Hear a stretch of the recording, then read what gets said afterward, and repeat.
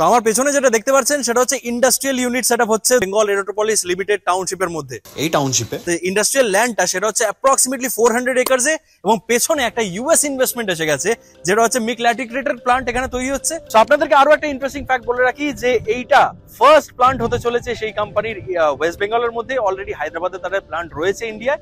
এখান থেকে তারা floor tile adhesives and other chemicals তারা এখান থেকে ম্যানুফ্যাকচার করতে চলেছে।